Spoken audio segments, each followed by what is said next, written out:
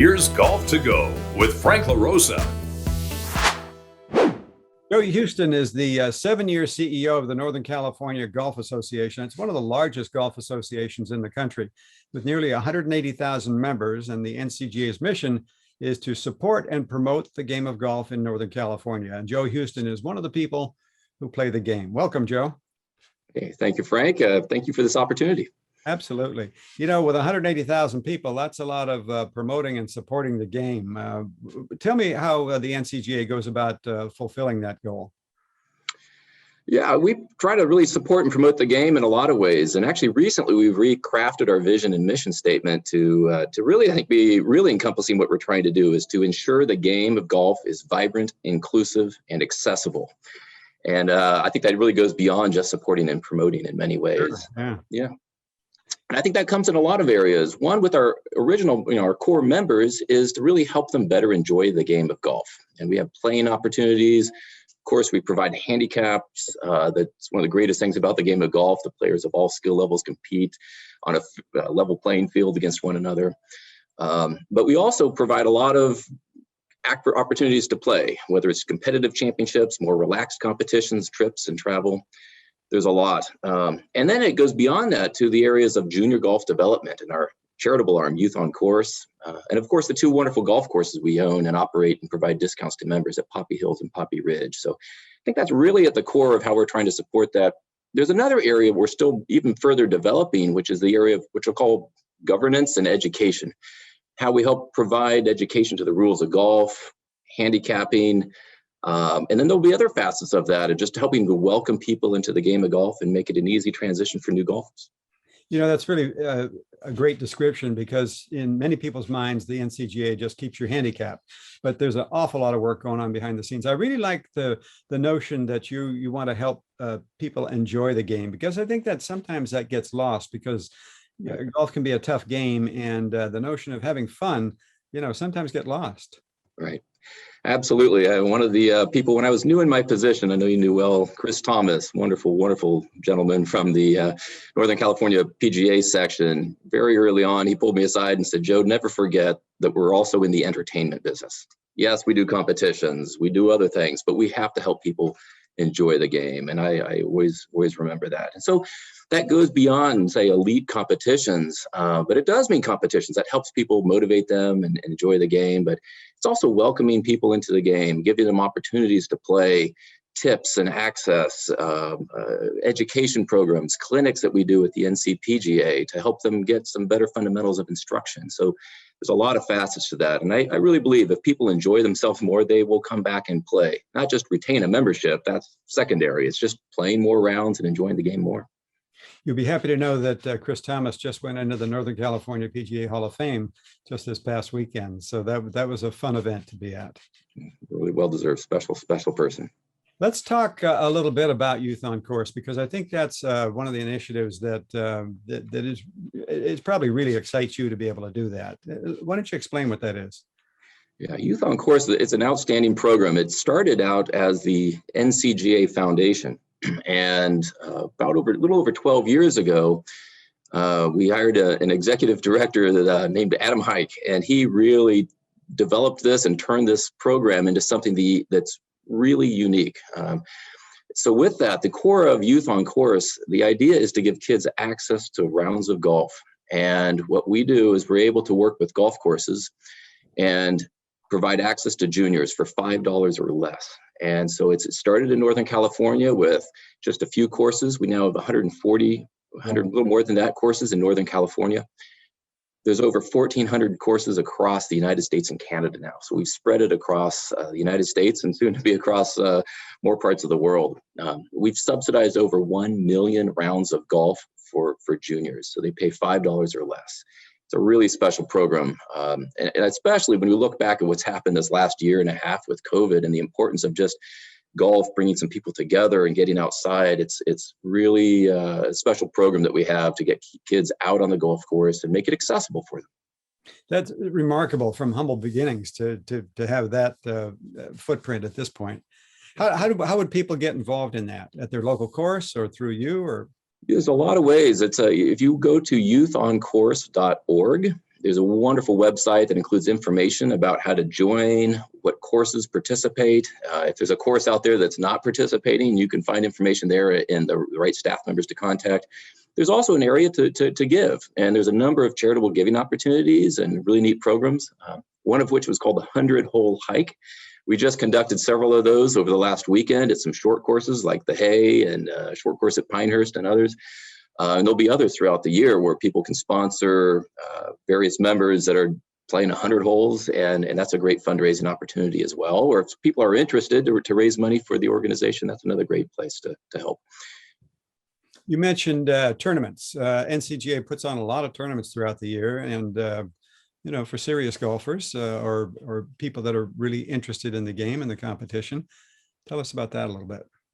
So we run over 640 tournament days a year. And a good example of how it could be more than 360, of course, we have tournaments at the same time. Just last week, we had the state amateur at the Preserve, and then the girls California Women Amateur Championship Junior at Monterey Peninsula Country Club, two amazing venues happening at the same time. But we run tournaments not just for elite golfers, for net championships. There's individual events, team events at the club level. There's team events California-based in Northern California. And anything, of course, tournaments for everyone, men, women, juniors, seniors, team events. It's a really good program. And recently we expanded the last few years, some additional competitions, but single day events. We call it the Weekend Net Tour. It's exactly what it is. You play it on the weekend. It's a net tournament, and it's easier to play. Most of our championships are 2 or 3 days. These are 1 day. We expanded a senior program, a senior tour that's during the week, but really good affordable rates and good competition. And so anything from that to the championships we run, like the state amateur with the Southern California Golf Association and our own events. People are busy at the office there. Oh, very busy. I'm looking out the window here at Poppy Hills. We have the Public Links Championship going on here. So it's another great tournament. They just don't stop, which is great. And speaking of Poppy Hills, that's another way your organization distinguishes itself. You're one of few in the country that own 2 golf courses. Yeah, we were the first golf association in the country to build and operate a golf course, and we're the only one that has 2. So both Poppy Hills in Pebble Beach and Poppy Ridge in Livermore, kind of the heart of wine country there, both wonderful courses. Poppy Hill, they're both extremely busy, but happy to say that they're holding up really well with the extra play and conditioning, and they provide great tournament venues for us, but particularly access to our members at discounted rates that we're able to pass through some efficiencies and savings back to the members and give them a really good experience. And they're both beautifully manicured, well-conditioned golf courses, and 2 different kinds of experiences on the golf courses, but well worth playing. We're obviously in a very special time in the world of golf. COVID, gave us an opportunity to expand the game to a lot of people that never would have played. There's certainly an opportunity or a chance that some of these people, as things loosen up, may not want or have the time to play golf. They might want to be doing something else. What do you think we can all be doing to help grow the game?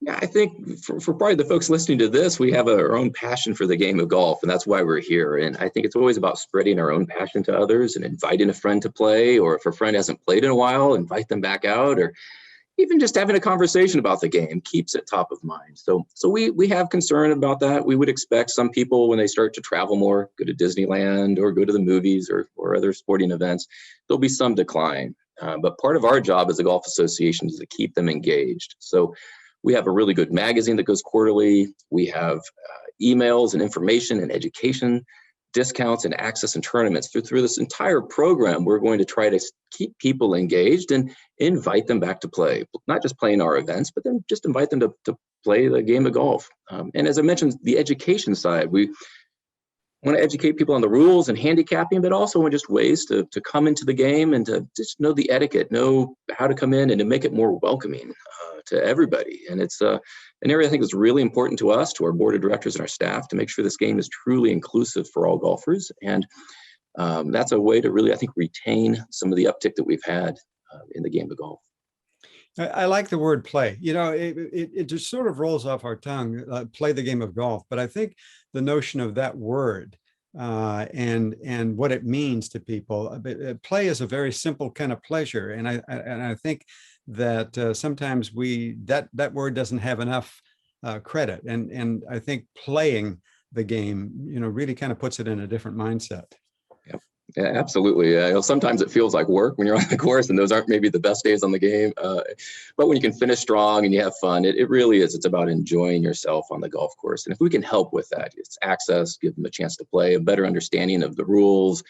The handicap program is a way to make it fun. You don't have to be the best player. You can still compete against a Phil Mickelson and come down to the last hole and have a close match. So all those things are really geared to make it enjoyable. And yeah, it's play. I think that's the best way to summarize it. So this series is called People Who Play the Game, and so let's talk a little bit about Joe Huston, the golfer.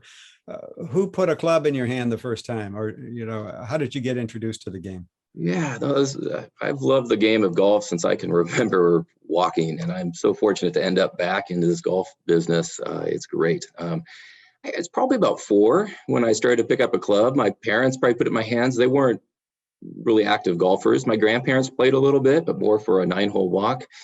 There was a really special PGA professional named Bob Moreland that had a junior program that I probably 5, where I started to play 3 short holes to the putting green, and he really lit a passion with the game of golf for me, and gave me a job when I was 9, and I got to work and pick the range and do a number of different jobs. But as far as I can really remember walking, and I was able to play golf, and I just love the game.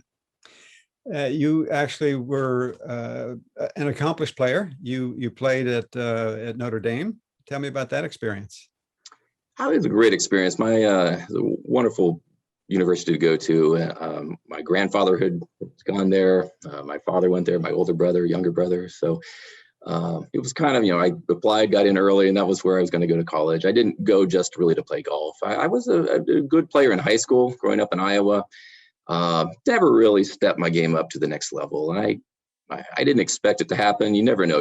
We've probably all seen some players that just go through a step change, and it didn't happen for me, and that was okay. So I pursued other things through a business career, but it was a great experience in college. You've kind of been all around the answer to this question, but let's see if we can get a little more specific about it. Everybody has something about the game that fascinates them, that really grabs, and sometimes we call it passion, sometimes we call it the relationships. What is it about the game that fascinates you? It's interesting. I think it's evolved over time. That's a really good question. I certainly, if there's a passion that is a common thread throughout. I think when I was young, it was a competitive drive to always be better, not necessarily better than someone else, but always do better myself. Growing up, there was always somebody that was a little bit better than me, and that really motivated me too. And I think it's just a quest to do better. And you can, as we all know, you can never play a perfect round of golf. It's never been done. That was a big drive, just to be the best I could. And I think I learned a lot of lessons from that. The more effort and work you put in, you will get better, but not right away. You can make a mistake and recover from that. So they're really good life lessons. And I think that was a combination of things later. And I think more recently you touched on, it's about relationships. I think golf's a game that can bring people together. It's also a great sport in the game you can play on your own. But to me, what I've enjoyed are the connections with people. Meeting you, for example, meeting Chris, and just special people in your life that you're connected with through the game or to play with. And I think that's the most enjoyable part. I guess, if I always want to do better and get better as a player, but I think it's the people we meet, the experiences that we get. Yeah, I would tend to agree. Do you get to play much? How's your schedule work there? I probably get out about 5 or 6 times a month. I've got a regular game on Saturday with some guys, and it's a lot of fun. And then maybe once or twice, another couple times during the month. Not traveling as much, but with COVID, I was getting out a little bit more, taking an afternoon off on a Wednesday or Friday. But never as much as I'd like to play. And I try to hit balls now and then, but it's been tough, but can never play enough. Well, and looking out your window, it's got to be tough sometimes having to work and wondering why you can't be out there.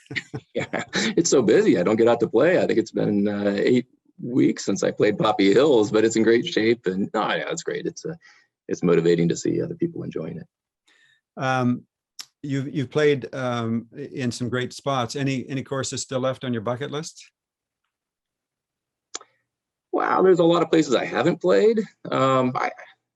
I'm not one that really has the bucket list that I'm trying to check off. I think it's just about the experiences of playing. I just get as excited if I'm going to play Poppy Hills tomorrow or play somewhere than clipping them off the bucket list. So yeah, now there's a lot of good courses out there I haven't played, but someday. So you only get to play one course for the rest of your life. What's it going to be? Well, I think a lot of people would say Pebble Beach. I mean, it's not far, so I can stay at home and still be with my family, enjoy the beautiful area here. Pebble Beach is a special place. The history of champions that have come out there, the mixture of holes that we've all seen on television, and some had a chance to play a bit from the ocean holes, and a great test of golf. Love that golf course. There's so many of them, but being close to home, it also spectacularly beautiful. Hard to pass that one up. You know, people enjoy the answer to this question. Who's in your fantasy foursome? Well, somebody asked me that when I just got this job. Yeah, I said, to me, it's great to play with the family, and I don't actually. My wife and my son and my daughter. My son just turned 14, and my daughter turned 11, and they're not yet active golfers, but they have some interest. My wife has interest, never enough time to play. And I think that's a special thing. I would just say, gosh, to play with the family would be great. There's a lot of great players in the past and famous people that would be neat to pick their brains. But when I think about golf bringing people together and being not just an individual sport, a family sport, to really actively play with the family, I think that's a great thing. I would totally agree. There's all of this talk now about equipment and professionals hitting it farther, and many amateurs, kind of try to extend their game to hit the ball as far as they do. Do you think that somewhere there's the bifurcation we talk about the different set of rules or the different kinds of equipment? What's your thought on that whole thing? Yeah, I do think that's a special thing about the game of golf. There's one set of rules, and we can all play the exact same golf course. We probably shouldn't play the same tees as the professionals, but to play the same course, and I think that's important. I'll leave the USGA is going through a lot of analysis with that and casting a wide net as they get feedback from folks if that does change, whether there's a dial back of the ball or different equipment standards. But I think it's a special thing of the game. There is an offset of how the courses are set up and which championship courses can be used by the elite players now that may be a consequence of some of the distance. But I think for not even just the average golfer, even a competitive scratch player, that the quest to hit it farther isn't really damaging the game. I think at some level with the professionals hitting it so much further, you can see some impact of that. But there's pros and cons of bifurcation of the game and the way those courses are set up. But at the end of the day, I think it's a pretty neat thing. You could play the same equipment. We really shouldn't play the same equipment and hit the same club as Dustin Johnson would hit. But at the end of the day, I think it's been a special thing about golf to have a common set of rules, common set of equipment standards, and to be able to play the same course. And it's just a function of, are some courses becoming obsolete and how do we dial it back? But then we've seen the U.S. Open at Marion, a shorter course. It's certainly at Pebble Beach just a couple years ago, and it's every bit a good test of golf. And it's not, don't stretch it out to 7,800, not 8,000 yards. They don't have to. So I think there's ways to work around that. There's different solutions to that, but it certainly is a concern. And I leave it to the USGA and the groups to figure out the exact solution there. Joe, everything you've said today just reinforces my feelings about you. You have a great sense of balance. You've brought a renewed energy to the NCGA. You're a person passionate about the game, but you're a people person as well. And I just think everything you do since you've got there and will continue to do has just been admirable. And I appreciate you taking the time to be with me here today. Thank you. I appreciate that. And it's not me that does it. We've got a wonderful staff of amazing talent here in the organization. We have nearly 300 volunteers across this organization that give their time for free. A number of them right outside here that I can see, and just a wonderful group of people and a great group of members. And the volunteers in the game of golf is phenomenal, not just our own association, but the club level. So when you count who volunteers, and that's what makes this game work. And if I can play a small part in that, I'm proud to be able to do so. But it's a great game and it's a great organization. So I appreciate that. Thank you. Joe, I appreciate your time on people who play the game. I wish you continued success with the NCGA, and I'm sure we'll catch up one day soon. Great. Thank you, Frank.